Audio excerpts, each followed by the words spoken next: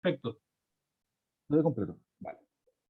Bien, colegas, bien, esto es muy simple lo que voy a comentar. Es un breve resumen sobre la teoría que está detrás de la aparente realidad, por eso lo llamé de esa forma, sobre lo que conocemos en dolor radicular y todo lo que eso implica. Declaro no tener conflicto de interés en mi ponencia. Y para comenzar, en el caso de estudio de paper, nosotros generalmente encontramos casos bastante raros, así que no nos sirven para aplicarlo a la clínica. Entonces recurrimos a textos. Y en los textos, en los libros, por ejemplo, este es un caso clínico de Mark Jones, la forma en la cual se realiza el procedimiento de razonamiento clínico es bastante uniforme y obtenemos casos clínicos como estos de cervicobraquialgia, en el cual si queremos descartar un problema de codo o antebrazo, tenemos tablitas como las que están acá, que nos salen en los libros como el de Mark Jones, que nos hacen fácilmente poder discernir entre, por ejemplo, un túnel carpiano de un síndrome del pronador. Eh, Claramente, un paciente con síndrome del pronador no va a tener síntomas nocturnos, atrofia tenar o un signo de Fallen positivo, ¿vale? Lamentablemente, lo que vemos en la clínica es que estos pacientes no son como los del libro. Entonces, lo que yo quiero comentar ahora es el por qué nos encontramos ante tanta dificultad al momento de poder hacer nuestro razonamiento clínico en la práctica. Y lo dividí en tres partes de los grandes problemas que tenemos. Voy a hablar rápidamente sobre la presentación, sobre el diagnóstico y finalmente un poquitito sobre el tratamiento.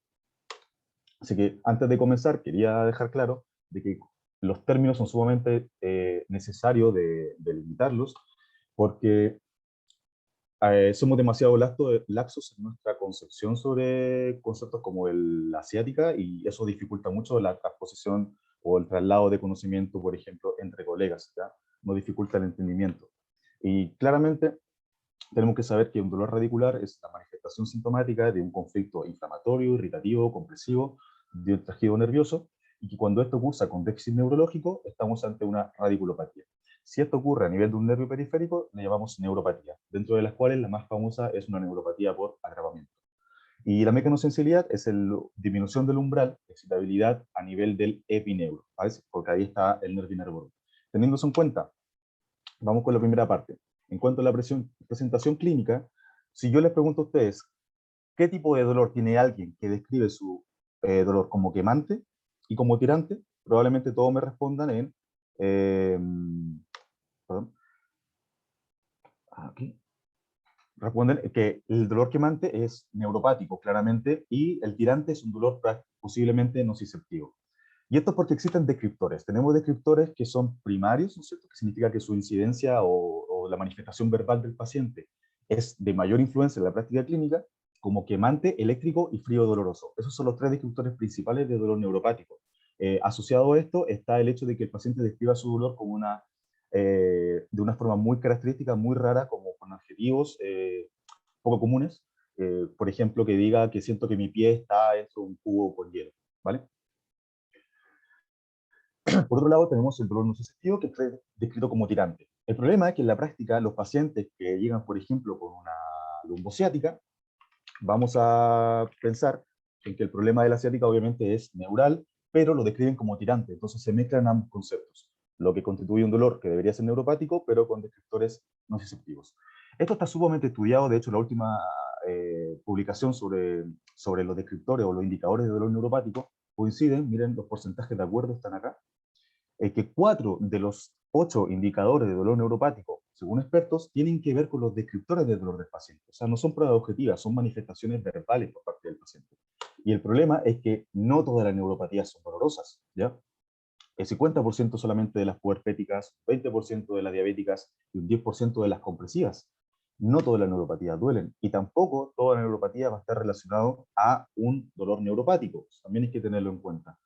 Solamente 50% de los pacientes con lumbociática, al rellenar un cuestionario de dolor neuropático, el DN4, tuvieron características o descriptores de dolor neuropático, solamente la mitad. Y el 20% de pacientes con túnel carpiano, en este otro estudio más reciente, no tenían ninguna manifestación como descriptores de dolor neuropático. Entonces, la realidad detrás, el cuerpo teórico de datos detrás de esta realidad que se nos vende, nos dice otra cosa. La explicación podría ser la siguiente. Los modelos de lesión nerviosa que se ocupaban, bueno, se siguen ocupando. Yo igual he trabajado con ratas con este modelo de ligadura. Pero el problema era que generaba una oclusión bastante fuerte que mataba las fibras gruesas de inmediato. Entonces se estudiaba la neuropatía en base a eso. Actualmente se ocupa una gomita de silicona que se pone alrededor del nervio y lo que genera es una irritación compresiva del epineuro. Acá lo vemos en este estudio, como este es el epineuro normal, al colocarle la gomita ejerce una presión muy sutil, pero eso es lo que genera la activación de macrófagos y de células gliales. Entonces, como está el nervio nervorum en esta zona del epineuro, eso es lo que manifiesta la sintomatología. Y esto sería el modelo más adecuado para extrapolar el modelo animal a lo que ocurre realmente en una neuropatía compresiva por una hernia o lo que sea en los seres humanos. Como conclusión, no toda neuropatía es dolorosa, ni todo dolor relacionado con el nervio es neuropático. Ahora, si yo les pregunto, en pacientes con radiculopatía cervical, ¿cuál creen que es la zona que más duele? Si tengo una radiculopatía C6, C7, la raíz afectada es C7, por lo tanto debería ser esta la zona más comprometida sintomáticamente, y lo mismo pasa a nivel de L5-C1. Sin embargo, estas dos investigaciones han mostrado que no es así, de que los pacientes con radiculopatía C6, C7 tienen principalmente dolor en esta zona. Esa es la principal zona de dolor. Y en los gemelos, en el caso de la radiculopatía L5-C1. Además, los descriptores de dolor, que eran parestesia, disestesia, dolor quemante, cosas así, eran más asociados a esta zona, no a la que estaba comprometida por la raíz que le corresponde. Entonces, una vez más, encontramos que no hay una correlación entre lo que tenemos como realidad desde los textos de estudio a lo que se extrapola en la clínica y nos muestran realmente los datos. Sobre esto hay mucha investigación. Tenemos mapas que nos han indicado más o menos cómo debería comportarse un dolor discal. Desde que se describe en Mixter y Barr en los años 30, los modelos con irritación del disco, se describen las áreas de Cloward, ¿no es cierto? Son las áreas de Cloward que nos indican dónde duele cada disco. Y actualmente se están haciendo áreas con estudios con provocación por discografía y nos muestran más o menos lo mismo. El disco tiene un mapa que es más o menos conocido, lo mismo que con los síndromes facetarios a nivel cervical, a nivel lumbar, más o menos se sabe dónde están los dolores referidos ahí, lo mismo con el síndrome miofacial, y lo mismo en el caso de síntomas con dolor neuropático, ¿ya? En neuralgia del trigémino, en neuralgia podespética, uno espera encontrar una especie de delimitación territorial sintomática que es más o menos homogénea. El problema es que en el dolor radicular no ocurre esto, ¿ya? Yo esperaría que en una radiculopatía C6, C7 presentaría sintomatología en esa zona, y eso no es así. Lo que ocurre es que hay un solapamiento de las áreas sintomáticas. ¿Ya? En esta investigación, por ejemplo, vemos que si se irrita la raíz C1, 92% de los pacientes van a tener dolor en donde corresponde, que es la zona de S1, pero un 44% de los que se irrita también la tienen a nivel de L5 y otros a nivel de L4. Y en este mapa se muestra cómo se solapan toda la área y están los porcentajes indicados también. Entonces, lamentablemente no podemos decir si el paciente tiene una cuerda tirante a nivel de la cara posterior del miembro inferior, es simplemente o seguramente una radiculopatía S1. No se puede descartar porque hay probabilidades, un 44 y un 42%, de que sean raíces superiores. En el caso del cuarto superior, en túnel carpiano se observa lo mismo. Este es el diagrama de Katz. El diagrama de Katz se utiliza para que los pacientes rayen con diferentes descriptores. Me quema, se me enfría, se me duerme, siento hormigueos, etc. Y 30% solamente de los pacientes manifiesta una localización según lo que corresponde a un síndrome del túnel carpiano. Solamente un 30%. Luego este estudio de NORA, que fueron 1000 pacientes, más de 1000 pacientes, fue replicado en una revisión de Arina Schmidt y hizo este mapita. Entonces encontraron que en túnel carpiano hay un porcentaje importante que también tiene manifestaciones a nivel ulnar y a nivel radial. La explicación que dan a esto, perdón, es que puede ser que el túnel carpiano sea una patología con presentación pleomórfica, ¿ya? Que en ausencia en presencia de síntomas en pacientes polisintomáticos con comorbilidades como fibromialgia, tendinopatías, esto genere la dispersión de los síntomas, que sean varias áreas sintomáticas. Pero lamentablemente no se ve cómo poder justificar eso teóricamente. Es un poco complejo, entonces no nos podemos fiar 100% de la distribución territorial. La explicación de esto es la neuroinflamación. La neuroinflamación, que hasta hace un tiempo se pensaba que era solamente local, ahora se ha ido descubriendo que tiene otros niveles mucho más profundos a los cuales actúa. Rápidamente podemos decir que a nivel local lo que ocurre es que hay una excitación de los nociceptores producto de la secreción de bradiquinina, activación del factor de necrosis tumoral, y esto activa las interleuquinas. Esto no ocurre en una neuropatía. En una neuropatía, después de la membrana basal, lo que tenemos es en la epidermis la proliferación de fibras tipo C principalmente. En una neuropatía, las fibras tipo C mueren, como se ve acá. ¿Ya? Y al morir las fibras tipo C, lo que vamos a tener en lugar de zonas de alodinia, son zonas de hipostesia. Así que cuidado con eso. Se ha demostrado también que la neuroinflamación actúa a nivel remoto. O sea, más allá de la zona de compresión del nervio periférico, a nivel remoto también provoca la neuroinflamación la perpetuación de los síntomas, principalmente a nivel del ganglio de la raíz dorsal. En modelos animales se ha visto cómo se activa las células gliales, satélite, en ratitas con una lesión de nervio. Pero también se ha visto que la neuroinflamación puede actuar a nivel medular. El fenómeno que nosotros siempre estudiamos en la carrera es la facilitación medular.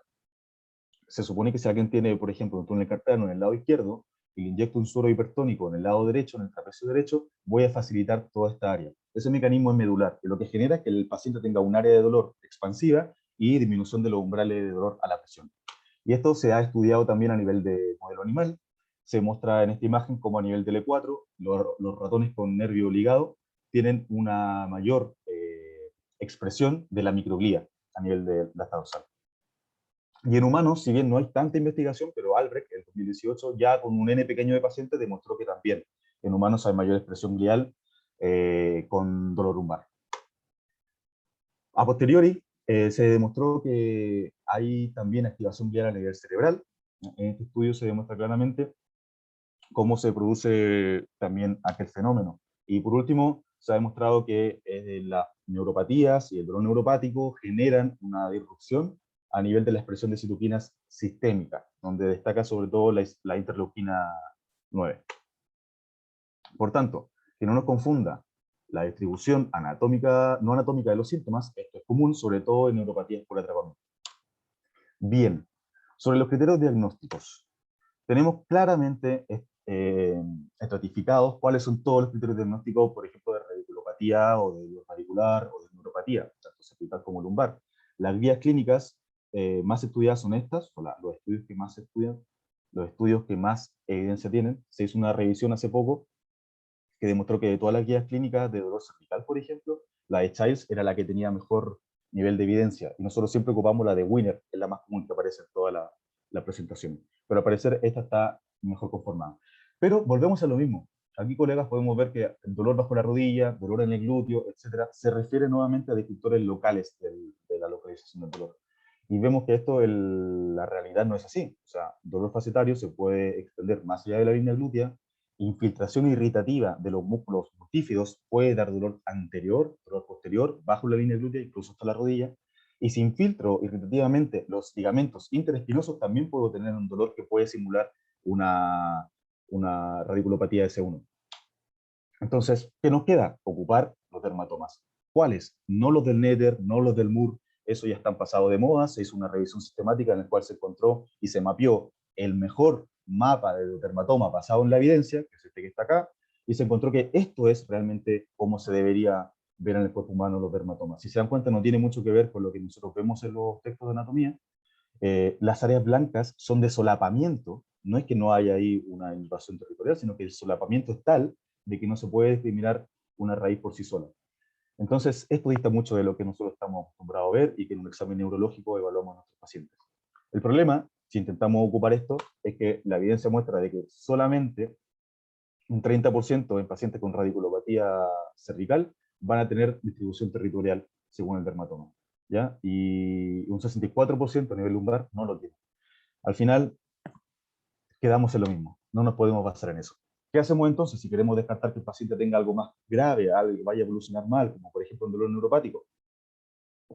Pedimos exámenes o derivamos a médico para que pida examen. Los exámenes hasta hace un tiempo se tomaban a rajatabla, pero lamentablemente la electrofisiología mide solamente las fibras gruesas, entonces no era muy fiable en patologías que cursan con una compresión leve, de a poquitito, que va aumentando en el tiempo, como por ejemplo una hernia, entonces no era tan fiable. Pero bueno, actualmente podemos ver que tenemos estudios de electromiografía que nos va a decir la severidad, la antigüedad y la localización de este problema. ¿Ya? Esto sería velocidad de conducción nerviosa, esto sería una velocidad de conducción nerviosa alterada. pero no nos dice la causa, no nos dice cuál es la patología que está subyacente a este problema. Los potenciales evocados, tenemos potenciales evocados somatosensoriales, ¿ya? Estos son los que más se piden. Lamentablemente estos nos sirven para estudiar fibras 1A, fibras 2, ¿ya? Pero lo que a nosotros nos interesa son las fibras, como ya dije, en una neuropatía compresiva, de a poquitito van muriendo primero las fibras finas. Me interesa las fibras C y A delta. Y para eso lo que se está tratando de considerar el gold standard, que todavía no lo es, pero va para allá, son los potenciales evocados por láser y potenciales evocados por calor. Eso es lo que se va a estudiar próximamente porque se está investigando mucho en eso y es lo que es más fiable, la verdad, de todo lo que está aquí.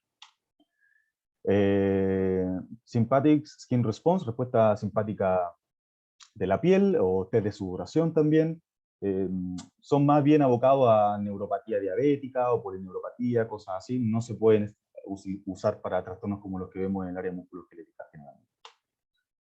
Ahí tenemos el QST, aquí tenemos un QST termal, es un método psicofísico, consta de varias pruebitas, en las cuales al paciente se le somete a diferentes tipos de estimulación para medir sus umbrales y se compara con una medida de referencia. El problema es que esta medida de referencia es alemana, o sea, no tenemos medidas de referencia de la población chilena, por ejemplo. La doctora Margarita Calvo creo que es la primera médico que está investigando en esto y creo que puede dentro de poco tiempo tener ya un poco la norma de la población chilena. Pero también son test que se realizan en laboratorio, cuesta mucho hacerlos y se utilizan para investigación, muy poco para la clínica. Y con respecto a la imagen, ¿qué pasa con la imagen? Porque desde la universidad nos dicen la resonancia nos muestra que el dolor debería verse así o así. Y la verdad es que el problema de la resonancia es que tiene muchos falsos positivos, muchos falsos negativos, y no nos podemos fiar tanto de eso. Entonces se han descrito, desde la neurografía de 1980 hasta ahora, que se ha pasado a Diffusor Imaging Tensor, que es una técnica de tactografía que mide, por ejemplo, la microestructura, ¿ya? A diferencia de la resonancia que mide la macroestructura. Y la microestructura acá nos muestra, por ejemplo, un compromiso de esta raíz. Claramente, a nivel cerebral también se ocupa, y el grupo de Nina Schmidt lo ha hecho para validar la tactografía en neuropatía de túnel carpiano. Lo que tiene de especial este tipo de imágenes es que es la primera vez en la historia de la medicina que se demuestra correlación con la sintomatología. Y eso es tema en el último congreso FIC, en el último congreso de la IAS, se habló mucho de esto y al parecer ahora, desde que pasamos de los estudios de Brinjinsky, donde decíamos que los pacientes con dolor lumbar no nos valen la resonancia porque no hay una correlación, bueno, al parecer ahora está dando una vuelta de tuerca el tema y al parecer la tractografía la difusión por tensor de imagen nos va a ayudar en esto, porque lo que mide es la difusión del tejido cuando es lineal, ¿vale? Tiene una distribución lineal. Cuando hay una neuropatía, hay una desmielinización que hace que sea aberrante el patrón de distribución. Y esta anisotropía fraccional es lo que mide esta imagen. Está re bueno el tema, está interesante por si lo quieren buscar. Bien, no hay criterios diagnósticos universalmente aceptados, todos tienen sus limitaciones en la conclusión de esta parte del tema. Ahora, ¿qué pasa con los test de tensión neural? Bueno, el problema es que tampoco nos podemos fiar solamente de eso, porque gran parte de los test de tensión neural dan negativos en ciática, un 28% en este estudio, en 37% en este estudio, en radiculopatía lumbar, 42% de los pacientes dio negativo en sus test del TEPE o el que sea, en el túnel carpiano, 46% de los pacientes dieron test de tensión neural negativo. Entonces, al final tampoco no nos podemos basar, y creo que nadie lo hace actualmente, basarse solamente en un test de tensión neural para poder eh, eh, diagnosticar o hacer algún ejercicio de razonamiento clínico, porque en el fondo lo que mide un test de tensión neural es solamente la mecanosensibilidad. Y aquí se crea una paradoja, la paradoja de que al parecer cuando una persona con neuropatía tiene un test de tensión neural negativo, indica mayor gravedad y posibilidad de derivación que cuando el test es positivo.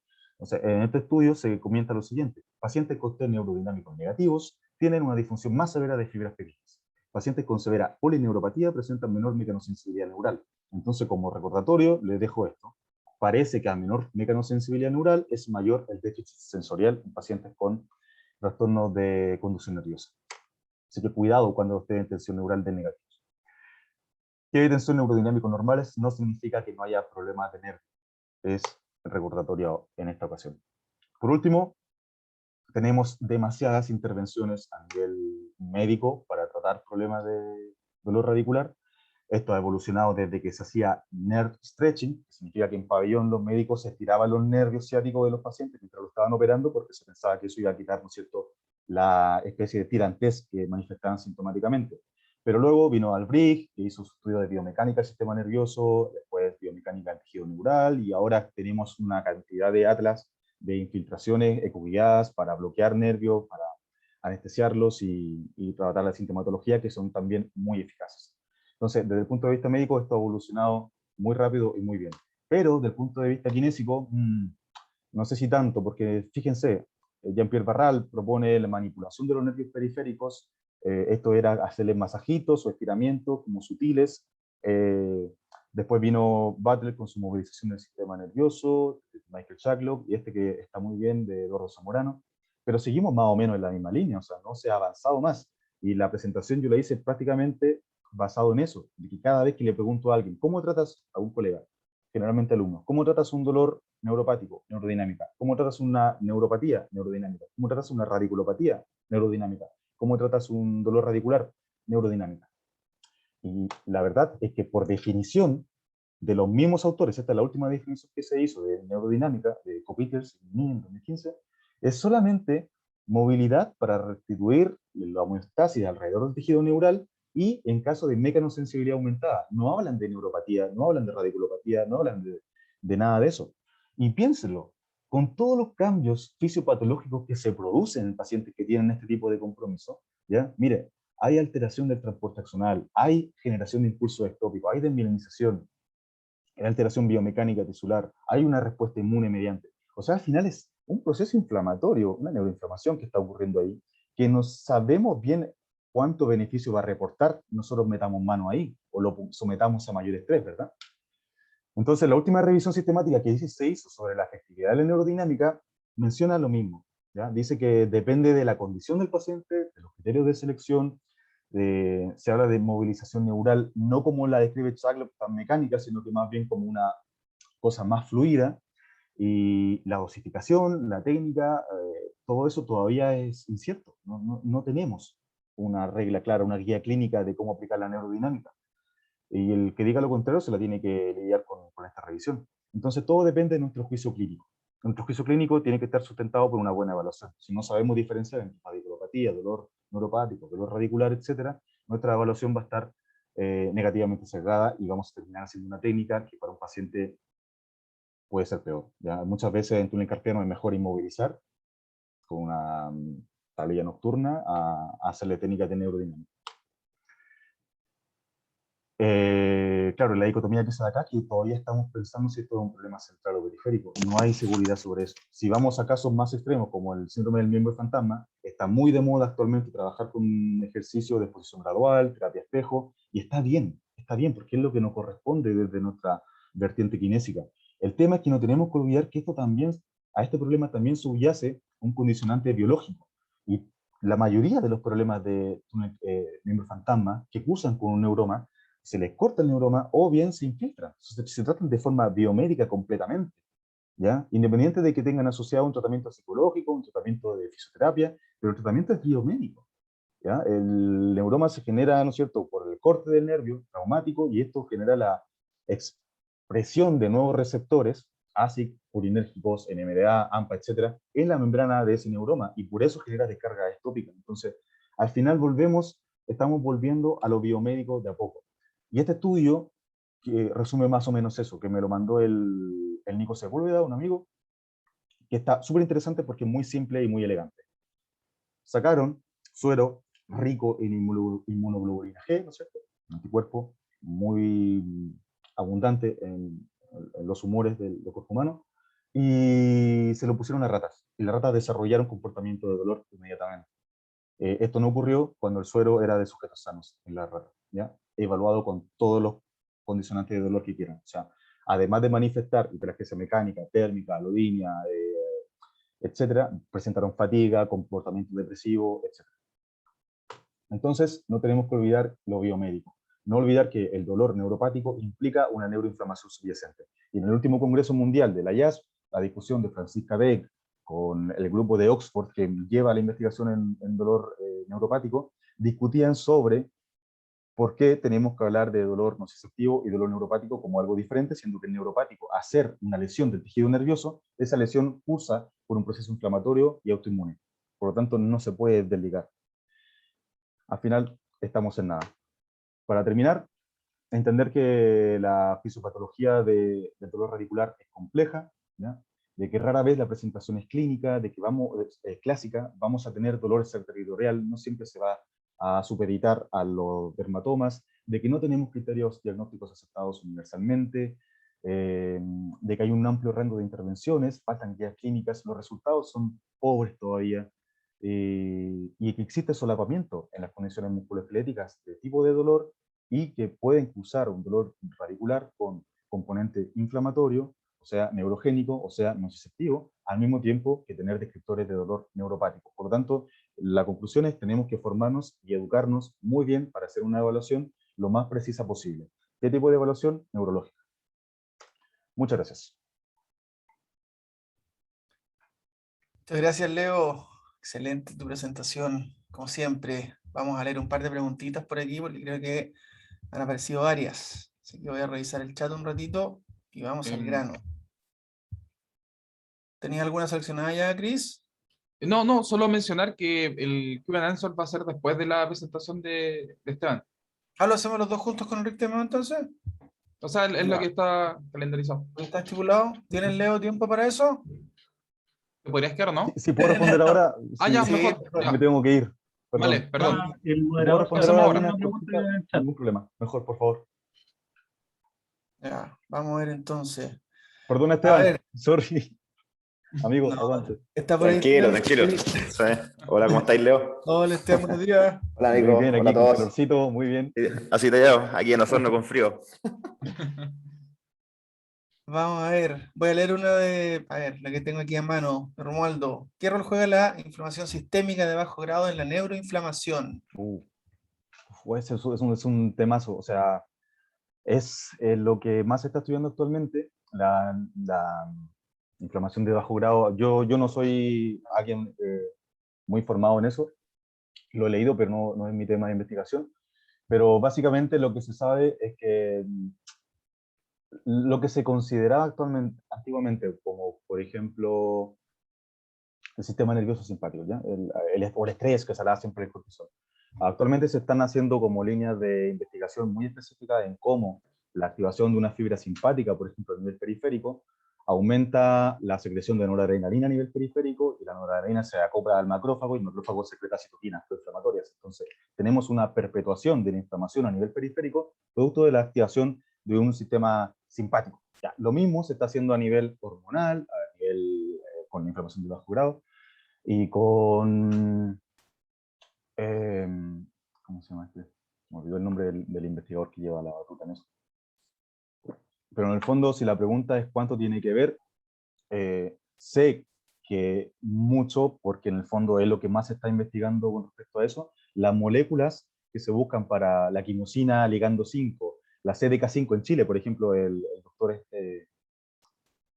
perdona, hay muchas líneas de investigación en las moléculas que se están buscando para poder desactivar estas citoquinas proinflamatorias y la inflamación de bajo grado lo que perpetúa es eso. Entonces, sé que tiene mucho de importante, no te puedo decir con detalle ahora mucho más al respecto porque, como te digo, no estoy formado en el tema, pero de buena fuente sé que tiene bastante relevancia la inflamación de bajo grado de las neuropatías. Por ahí está la causa de la perpetuación de esta neuroinflamación en el tiempo, porque ya está claro que con las moléculas no lo hemos logrado. No sé si conocen a Mick Tucker, pero él lleva desde hace, tú Nico lo conoces, hace 10, 15 años que viene estudiando dolor neuropático, buscando la molécula para dar, ¿no es cierto?, la clave de poder reducir esta neuroinflamación, y cuando creen que la han encontrado, vuelven atrás porque la inflamación se reagudiza, porque ya no es solamente local lo que curaron, sino que se vuelve a activar a nivel de cambio de la raíz dorsal, y ahora hemos visto que hasta a nivel cerebral. Entonces, al final, es sistémico y por eso no lo hemos podido solucionar. Bueno, yo creo que de todas formas, agarrándonos un poquitito de eso, de pensar en lo importante que es lo sistémico, es que ahora se ha ido cambiando un poquitito el enfoque de la condición o la patología a la persona, porque hay muchas comorbilidades o condiciones en la salud que influencian el resultado. Entonces, como sugiere Jeremy Lewis y Peter O'Sullivan, yo creo que ellos son los que están invitándonos a migrar un poquitito más al dolor musculoesquelético o incluso al dolor neuropático que no sea traumático, a tratarlo de otra manera, a darnos cuenta que la diabetes, la obesidad son contribuyentes directos en muchas de las personas que atendemos y que tienen ese tipo de patología, no es solamente un problema del tejido nervioso. Claro, sí. El tema es que yo no sé cómo orientar el tratamiento en el caso, que si nos dice que es sistémico, o sea, somos muy reduccionistas todavía, entonces yo no sé la verdad, no tengo ni idea cómo Sí, hacerlo. po. O sea, si te llega un paciente con diabetes y no está controlado, lo mínimo es referirlo al especialista. Si es obeso, debería ser el nutricionista el que se mete, pero ahí se meten después los determinantes sociales en la salud, Pero se nuestra incrementan los herramienta es el costos. ejercicio y el factor necesario para tratar del ejercicio es 12. O sea, uno de cada 12 pacientes recién se mete en un programa de ejercicio. O sea, no estamos siendo eficaces con la evaluación que estamos, o sea, el tratamiento que estamos indicando. Es la triste realidad, ¿qué le vamos a hacer? La gente no Sí, lo hace. Si hablamos a nivel sistémico, o sea, es más complicado todavía. Sí, no sé. sí, bueno, deberíamos ser mejores vendedores, pero es difícil vender el ejercicio cuando una persona nunca lo ha hecho, nunca le ha llamado la atención. Así como dice Soren Skow o Eva Russo en los estudios de rodillas, lo mismo, el dolor puede cambiar, pero también muchas de las comorbilidades se tratan con el ejercicio también, así que es un win-win, pero no toda la gente lo compra de esa manera. Oye, importante lo que decía Leo, además, de que muchas veces pensamos que la neurodinámica es la solución de la panacea o que puede tratar todo, y en los pacientes con síndrome carpiano el tratamiento de primera línea es la férula nocturna. Así que si tienes un paciente que por ese motivo, primera consulta, te está consultando por algo así, tienes que ser sensato y no te pongas tan creativo, en definitiva. Y a veces es importante referir al especialista, así nos aseguramos de que estamos haciendo más bien que mal. ¿Ya? ¿Quieres la otra pregunta, Cristian? ¿Tienes una por ahí? No, la estoy viendo, espera, dame un segundo. Ya, yo O tengo dale una tú, acá, a Nico, ver. que estoy viendo, revisando una cosita ahora. No hay problema. En los estudios mostrados donde se compara el diagnóstico de síndrome de túnel carpiano o ciática con los mapas de dolor o con las pruebas de neurodinámica, por ejemplo, ¿cuál fue el criterio para definir el diagnóstico? Se estudia primero la sintomatología con el DN4, se hace un cuestionario, si se toma la historia, presentación clínica, se hace el DN4. Para los que no saben, hay 3 cuestionarios como estándar, que son el DN4, que es el francés, la LANS, que es la británica, y el Pain Detect, que es el alemán. Y luego de que tienen los resultados de esto, se pasa a pruebas neurofisiológicas. Se hace el QST y se hace la electromiografía o velocidad de conducción nerviosa. Entonces ahí se sabe realmente quién tenía la neuropatía y quién. Así se compara. Ah, tenemos una pregunta aquí también de Nicolás. Supongo que Nicolás, bueno, Nicolás Sepúlveda, me imagino que es el Nico Sepúlveda. No creo que sea otro porque alcance el nombre. Hola, Ay, Leonardo no, Rodríguez, dice. me Oh, salta la espérate, sopa este boludo. se me corrió la pregunta. Ahora sí. Es una persona con dolor radicular, sin problemas psicosociales y sin hallazgos físicos relacionados con su dolor. ¿Es atingente realizar tratamiento kinésico alguno? ¿Con dolor radicular? Sí, Con un dolor radicular, sí. sin problemas Yo creo que psicosociales, sí. sin Yo hallazgos creo que sí. físicos. Si hacemos una reflexión de más largo alcance, saliéndonos de la neurodinámica clásica, el ejercicio terapéutico por sí solo, como es multifactorial, afecta a través de la analgesia endógena o puede generar hipoalgesia inducida por el ejercicio, un dolor radicular perfectamente. Hay que saber cómo hacerlo, obviamente, pero sí, yo creo que hay un lugar ahí. No creo que sean eh, irremediablemente separados esos conceptos. Yo creo que dolor radicular, paciente sin componente psicosocial, como dice el Nico, ¿se puede ver beneficiado de un tratamiento de fisioterapia? Perfectamente, sí, creo que sí. En deportistas, por ejemplo, piensa en futbolistas, no sé, algún deportista muy de garro isquiotibiales, se lesiona el ciático, genera una inflamación y está con una... Esos pacientes probablemente lo que se hace es fisio. Y de hecho, ni siquiera tanto ejercicio, le hacen mucho aquí en España, mucha invasiva. Y piensa lo que invasiva, fisioterapia invasiva, neuromodulaciones, poner una aguja al lado del nervio, meterle corriente. O sea, es como un poco tirado de las mechas, ¿no es cierto? Si le duele el nervio, le voy a poner una aguja al lado, le voy a meter corriente. Pero bueno, a algunos les funciona. Y el tema de deportista es un caso curioso, ¿no? Pero sí, sí se hace. O sea, yo creo que hay un lugar. Sí. Bien, entonces, ¿hay alguna otra preguntilla por ahí? Yo creo que ya pasamos a Esteban Mm. ahora y le agradecemos el tiempo al Leo. Te pasaste, Leo, tremenda presentación. Ahora, bueno, creo que el que tiene que dejar de grabar es el que apretó grabar, así que Chris, Sí, corta la grabación para seremos que quede segundos. ahí. Vamos a hacer un saludo a la cámara para que quede grabado, entonces te recuerdo también. Que Y que saquen siga fotos disfrutando también. por allá del clima, Leo. Gracias por tu tiempo. Oye, gracias Nos por la vemos. invitación, Nico. Un éxito, que Y salga todo muy bien y gracias a todos por estarme escuchando un domingo por la mañana. No, gracias a ti, Que esté muy Leonardo, bien. por que te tu vaya bien, compromiso. Gracias. cuídate. Gracias, chao, chao.